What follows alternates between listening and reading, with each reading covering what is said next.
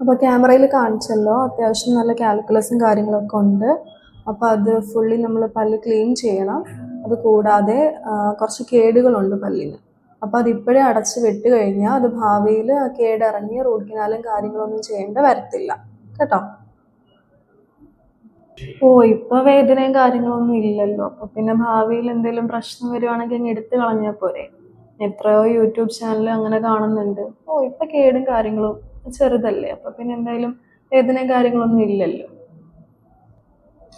പല്ല് എടുത്തു കളയാനോ നമ്മൾ ഒരിക്കലും പറയത്തില്ല. കാര്യം എന്താണെന്ന് വെച്ചാൽ ഈ കേടുകളൊക്കെ ഇപ്പോൾ തുടങ്ങുന്നതേ ഉള്ളൂ, ഇനിഷ്യൽ കേരീസ് ആണ്.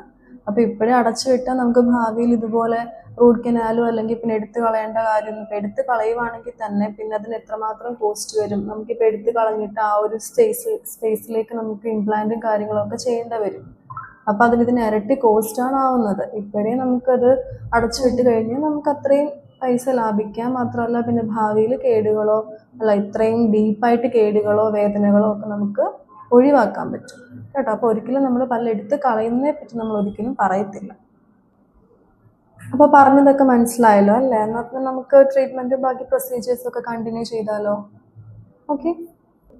എന്നാൽ പിന്നെ ചെയ്യല്ലേ, വെറുതെ വഷളാക്കണ്ടല്ലോ. എന്നാൽ പിന്നെ ചെയ്യാം ഡോക്ടറെ. ഓക്കെ.